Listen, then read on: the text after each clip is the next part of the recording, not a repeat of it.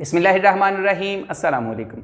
Welcome to the online teaching platform of Vision Islamic school.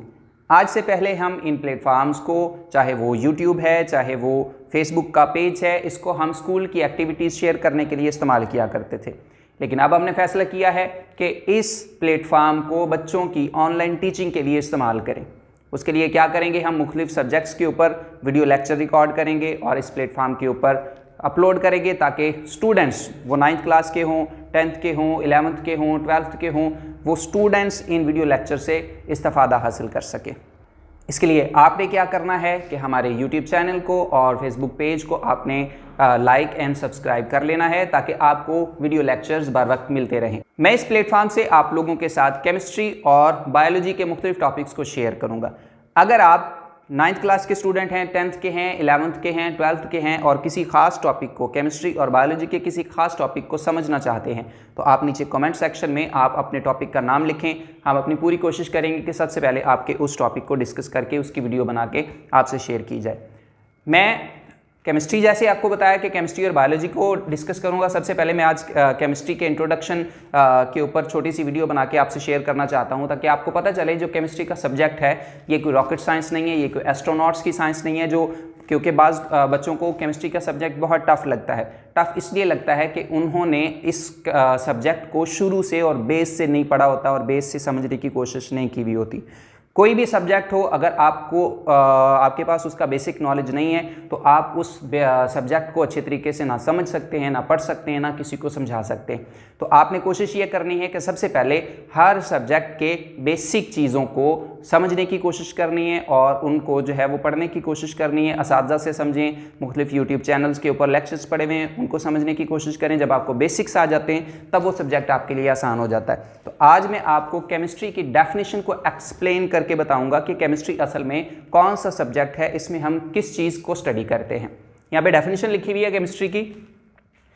Chemistry is the branch of science, ये तो आपको पता ही है कि साइंस की एक ब्रांच है जिसमें हम क्या करते हैं, which deals with the properties, composition, structure and reactions of the substance, जिसमें किसी सब्सटेंस की प्रॉपर्टीज, उसकी कंपोजिशन, उसके स्ट्रक्चर और उसके रिएक्शंस को स्टडी किया जाता है। अगर आप ये देखें तो आपकी ये जो केमिस्ट्री है वो सब्सटेंस के इर्द गिर्द घूम रही है कि हमने सब्सटेंस की प्रॉपर्टीज, सब्सटेंस की कंपोजिशन, उसी का स्ट्रक्चर और उसी के रिएक्शंस को डिस्कस करना है।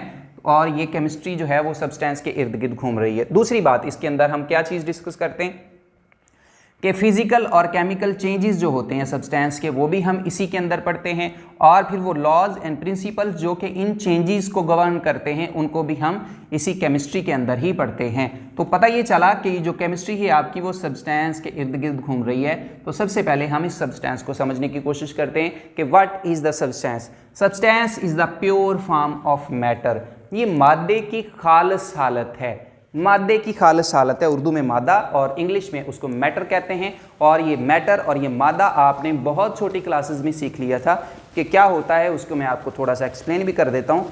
Anything that has mass and occupy space, कोई भी चीज़ जिसका वजन है और वो जगह घेरती है उसे मादा कहते हैं। जैसे कि मेरे हाथ में ये मार्कर है, इसका अपना एक वजन है और इसने ये जगह भी घेरी हुई है, इसे आप मैटर कह सकते हैं। आप अपने इर्द गिर्द नज़र, आप अगर मोबाइल के ज़रिए आप मेरी ये वीडियो लेक्चर देख रहे हैं, आप अगर डेस्कटॉप के ज़रिए देख रहे हैं, जो भी आपके पास मटेरियल, आपके पास मोबाइल है, आपके पास लैपटॉप है, आपके पास कंप्यूटर, उस पर आप ये वीडियो लेक्चर देख रहे हैं तो वो मैटर है। मैं क्लासरूम में खड़ा हूँ, मेरे पास ये टेबल है, ये मैटर है। मेरे पास ये बुक है 9th क्लास की केमिस्ट्री की, ये मैटर है। मेरे पास सामने चेयर्स पड़ी हुई हैं, ये मैटर हैं। दीवारें हैं, फ़ैन है, ये वाइट बोर्ड है। हर चीज़, जो चीज़ नज़र आ रही है आपको, जो भी नज़र आ रही है आपको, वो मैटर है। अपने इर्द गिर्द आपको जो भी चीज़ नज़र आती है, इवन हवा आपको नज़र नहीं आती, लेकिन हवा भी मैटर है। अब हवा आप कहेंगे कि कैसे मैटर होगी हवा, अगर आप इसकी डेफिनेशन पढ़ें तो air is the mixture of different gases. ये मुख्तलिफ गैसेस का मिक्सचर होता है। इसके अंदर मुख्तलिफ गैसेस हैं, जैसे कि ऑक्सीजन है, इसमें नाइट्रोजन है, इसमें हाइड्रोजन है, इसमें और बहुत सारी जो है वो चीज़ें हैं। इसमें डस्ट पार्टिकल्स भी मौजूद हैं और इसमें जगह घेरी हुई है। ज़मीन के इर्द गिर्द एक गिलाफ बनाया हुआ है और उस गिलाफ ज़मीन के इर्द गिर्द जो गिलाफ बनाया हुआ है, उस गिलाफ की वजह से ये ज़मीन के ऊपर प्रेशर भी लगा रही है। एटमॉस्फेरिक प्रेशर जो आपने सुना हुआ है, ये हवा की वजह से, ये मटेरियल है, ये मैटर है, इसी वजह से तो ये प्रेशर लगा रही है। So anything that has mass and occupy space उसे हम मैटर कहते हैं। और मैटर की अगर प्योर हालत है, pure form of the matter है, मैटर अगर अपनी खालिस हालत में पाया जाता है तो उसे हम सब्सटेंस कहते हैं। बात समझ में आ गई? मिसाल, ये आपके पास पानी का फार्मूला लिखा हुआ है H2O। H2O पानी है आपके पास, वो खालिस होना चाहिए, उसके अंदर वो मिनरल वाटर नहीं होना चाहिए। मिनरल वाटर में क्या होता है, इसमें मुख्तलिफ मिनरल्स ऐड किए हुए होते हैं, मुख्तलिफ सॉल्ट्स ऐड किए हुए होते हैं ताकि उसका टेस्ट बेटर बनाया जा सके, उसको पीने लायक बनाया जा सके। जो हमारी बॉडी को पानी के अलावा मुख्तलिफ मिनरल्स चाहिए हुए होते हैं वो ऐड किए हुए हैं, तो उसकी बात नहीं कर रहा। खालिस पानी जो आपको, जिसे आप कह सकते हैं डिस्टिल्ड वाटर, जिसे आप कहते हैं लेबॉर्ट्रीज में, केमिस्ट्री की लेबॉर्ट्रीज के अंदर आप इस्तेमाल होता है, वो वाला खालिस पानी, उसके अंदर कोई और चीज़ ऐड ना की हुई, ना उसके अंदर मिनरल्स हों, ना उसके अंदर आपने कोई सॉल्ट ऐड किया हुआ, ना उसके अंदर आपने कोई चीनी ऐड की हुई, ना उसको आपने लेमनेड बनाने के लिए लेमन ऐड किया, वो कुछ भी ना हो उसके अंदर, खालिस आपका अगर वाटर है तो उसको हम सब्सटेंस कहेंगे। ठीक है? अगर कोई भी मैटर खालिस हालत में है, दूसरी ये ऑक्सीजन लिखी हुई है, यहाँ पे ऑक्सीजन गैस है, O2 उसका फार्मूला है। अगर आपके पास कोई ऑक्सीजन गैस का सिलेंडर है और उसमें कोई दूसरी गैसेस नहीं है, कोई और गैस नहीं है, सिर्फ हम ऑक्सीजन की बात कर रहे हैं, तो इसे हम सब्सटेंस कहेंगे। So pure form of the matter क्या कहलाती है? सब्सटेंस कहलाती है। और सब्सटेंस की ही हम डिस्कस करते हैं, प्रॉपर्टीज़ को, कंपोजिशन को। अब हम नीचे देखते हैं प्रॉपर्टीज़ क्या होता है, किसी सब्सटेंस की प्रॉपर्टीज़ क्या होती है। आम लफ्ज़ में आप खुसूसियात कह सकते हैं, यहाँ पे लिखा हुआ है फिजिकल प्रॉपर्टीज़ भी होती हैं और केमिकल प्रॉपर्टीज़ भी होती हैं। फिजिकल प्रॉपर्टी से क्या मुराद है? कोई आपका सब्सटेंस है वो दिखने में कैसा है, कोई सब्सटेंस है वो स्मेल करने में कैसा है, कोई सब्सटेंस है आपका पास वो टेस्ट करने में कैसा है। ठीक है? वो कलर देख लें आप उस चीज़ का, कुछ साइज़ देख लें, जो आप अपनी 5 सेंसेस को यूज़ करके आप पता लगा सकते हैं उसकी प्रॉपर्टी, वो उसकी फिजिकल प्रॉपर्टी होती है। और भी चीज़ें फिजिकल प्रॉपर्टी में आती हैं, जैसे कोई सब्सटेंस है उसका बॉइलिंग टेम्परेचर क्या है, उसका मेल्टिंग टेम्परेचर क्या है, वो उसकी फिजिकल प्रॉपर्टीज़ होती हैं। केमिकल प्रॉपर्टी में हम मेनली उनके केमिकल रिएक्शंस को डिस्कस करते हैं कि एक मेटल दूसरे मेटल के साथ रिएक्ट करता है, वो रिएक्टेंट्स कहलाते हैं, और वो रिएक्ट करने के बाद नई कौन सी चीज़ बनाते हैं वो प्रोडक्ट कहलाती है।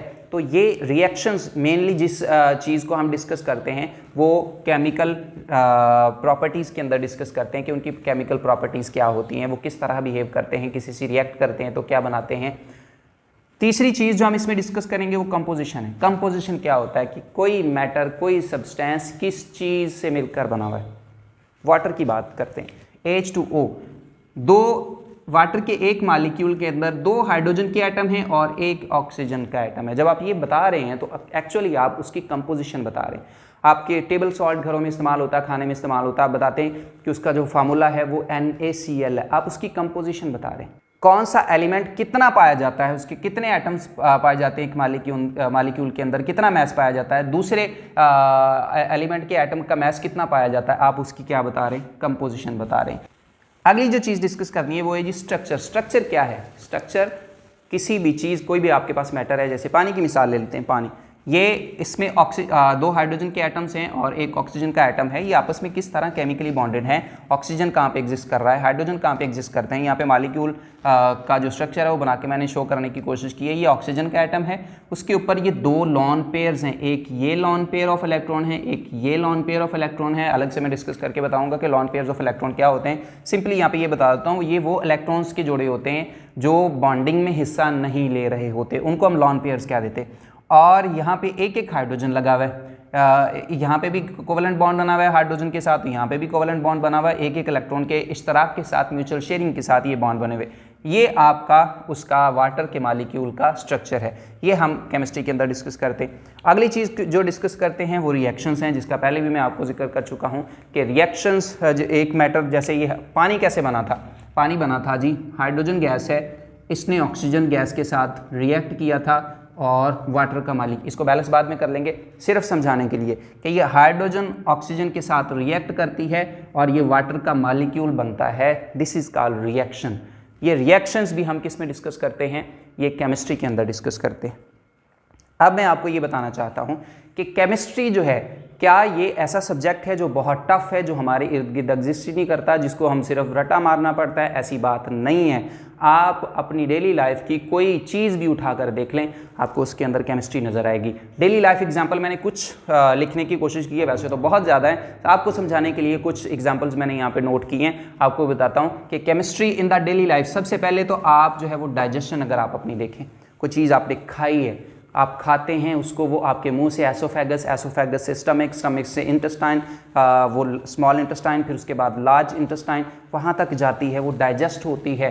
वो आपने जो भी चीज़ खाई थी उसके अंदर जो न्यूट्रिएंट्स थे, जो वाइटामिन्स थे, जो आपको कार्ब्स उसके अंदर से चाहिए, जो आपको लिपिड्स उसके अंदर से चाहिए, जो आपको उसके अंदर से फैट्स चाहिए, वो आपकी बॉडी उसको अब्जॉर्ब कर लेती है। तो ये डाइजेशन हो रही है, और ये डाइजेशन असल में सबसे बड़ा केमिकल रिएक्शन है जो हमारी बॉडी के अंदर हो रहा है। तो ये डाइजेशन, ये तो पता है ना, हमारी कोई भी चीज़ खाते हैं वो हजम होती है। तो ये जो आपकी चीज़ का हजम हो जाना, इसे डाइजेशन कहते हैं, ये असल में केमिस्ट्री ही है। दूसरी बात, कुकिंग, आप कोई चीज़ पकाते हैं, कुकिंग हर घर में होती है।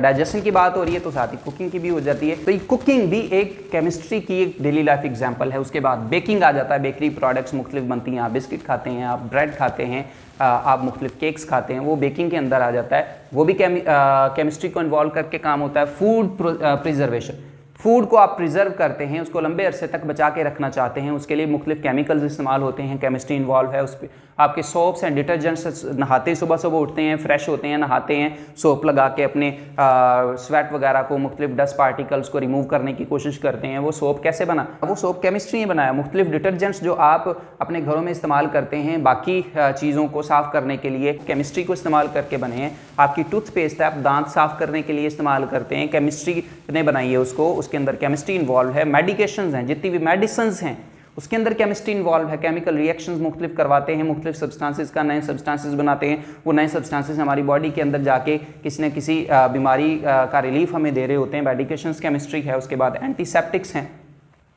एंटीसेप्टिक जरासीम कुश अद्वियात जितनी भी हैं वो आपकी केमिस्ट्री में इस्तेमाल हैं। बर्निंग फ्यूल, आप मोटरसाइकिल चलाते हैं, आप कार चलाते हैं, आप बस चलाते हैं, आप ट्रक चलाते हैं, उसके अंदर फ्यूल डलवाते हैं, फिर वो चलती है, उसके अंदर फ्यूल का बर्न होना। फ्यूल असल में एक केमिकल कंपाउंड है, उसके अंदर फिर इंजन के अंदर जाके उसका बर्न होना और वो इंजन को चलाना, वो भी उसमें केमिस्ट्री इन्वॉल्व है। फिर आपकी जो बैटरीज़ हैं, आपके मोबाइल की बैटरी से लेकर बड़ी बैटरीज़ जो मुख्तलिफ कारों के अंदर इस्तेमाल होती है, गाड़ियों में इस्तेमाल होती हैं, आजकल सोलर पैनल्स लगे हुए, उन सोलर पैनल्स की बिजली को स्टोर करने के लिए घरों में पड़ी हुई हैं, तो वो बैटरीज़ के अंदर भी केमिस्ट्री इन्वॉल्व है। आपकी प्लास्टिक की चीज़ें हैं, पेपर की चीज़ें हैं, ग्लास है, यानी कि हर चीज़ आपको जो नज़र आ सकती है, इंग्लिश में यहाँ पे लिखा हुआ है where there is matter there is chemistry. जहाँ आपको मैटर नज़र आएगा वहाँ पे आपको केमिस्ट्री नज़र आई है। उम्मीद करता हूँ कि मैंने आपको केमिस्ट्री की डेफिनेशन को प्रॉपर तरीके से समझाने की कोशिश की हो। कोई सवाल हो आप कर सकते हैं, मैं उसका जवाब दूंगा। मिलते हैं अपनी अगली किसी इंटरेस्टिंग वीडियो में किसी इंटरेस्टिंग टॉपिक के साथ। तब तक के लिए अल्लाह हाफिज़।